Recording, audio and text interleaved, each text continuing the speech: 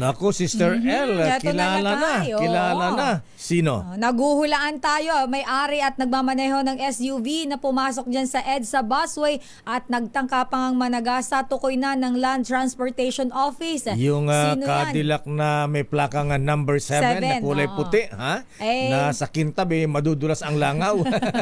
Pagka Akala ko dumapo. pag bumagsak yung butiki. Alamin nga natin kung sino yan, RH5 Val Gonzalez. Val.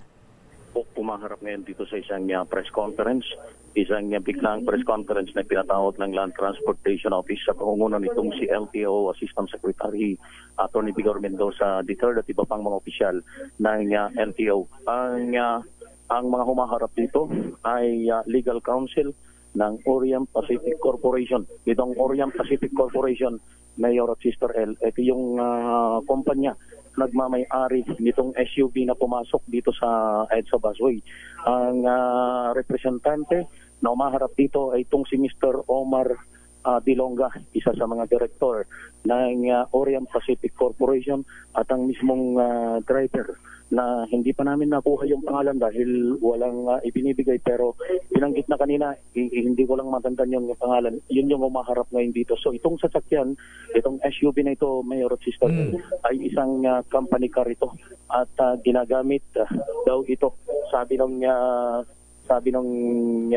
Mr. Dilonga ay ginagamit ito ng kanilang mga investors na dumarating dito sa ating bansa at dinadala kung saan man. Hindi kilala ng driver. Hindi kilala ng driver. So, Hindi kilala ng driver itong kanyang mga sakay. Nung mangyari yun pagpasok nito dito sa EDSA busway. Ang pangalan ng driver ay itong si Angelito Edpan. Angelito Edpan. Ito yung pangalan Angelito ng driver. Edpan. Kasama nitong si Mr. Omar Dilonga, opisyal ng Pacific Orient Corporation, nagmamay-ari nitong SUV na pumasok dito sa EDSA. At Teka mo na, Val.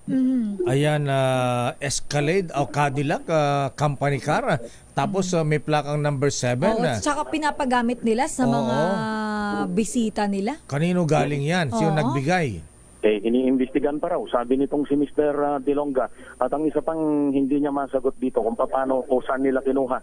Paano saan nila kinuha yung number 7 na plate number. Hindi daw niya malaman. At iniimbestigan pa raw niya at hindi pa daw ibinibigay sa kanya kung maging nga yung pangalan ng may-ari ng kumpanya, hindi rin niya binabanggit pa, Mayor. Ano nga ulit yung company, Val Pacific Orient Corporation? Correct. Orient Pacific Orient Corporation. Pacific Corporation. Okay. Orient Pacific Corporation. Sila yung... At yung driver, Edtan? Ano? Si Angelito Edtan. Angelito Edtan. Angelito Edpan. Sino yung nag-dirty finger? Come again, Mayor? Sino yung Yung nag-dirty nag-dirty finger? finger dun sa loob ng sasakyan. Ay, hindi niya daw alam. Basta siya daw ay driver lamang. Hindi daw niya alam kung sino-sino yung nandun sa loob. Basta pinapahakit lamang daw sa kanya. At ang kanyang binabanggit, wala daw nag-utos na siya ay dumaan doon. Naisip lang daw niya dahil matatraffic na daw siya, ay kaya pumasok na siya. Oo, Naka-protocol plate sila eh. Oo, kanya ding nililinaw na walang nag-utos at wala din daw siyang intensyon. Wala daw siyang intensyon na managasa ng traffic enforcer na umarang doon sa bahagi ng Guadalupe sa lungsod ng Makati. So sabi nitong si Attorney Vigor Mendoza, Vigor. LTO Assistant Secretary Vigor Mendoza, ang sabi niya ay up to the fullest extent of the law ay ipapataw lahat ng mga paglabag na commit nitong driver na ito, maging yung kumpanya ay kanilang isasampa. Val, itong SUV na ito, Val, na-trace na nila na nakapangalan doon sa, kanino ba daw nakapangalan? Talagang mismo doon sa kumpanya nitong Orient Pacific? Yes, oo, yes. Company car. Company car nga. Company car ito. Orient Pacific Corporation, yung yung kumpanya, pero isa sa Magagalit si Val, kung Korean company na.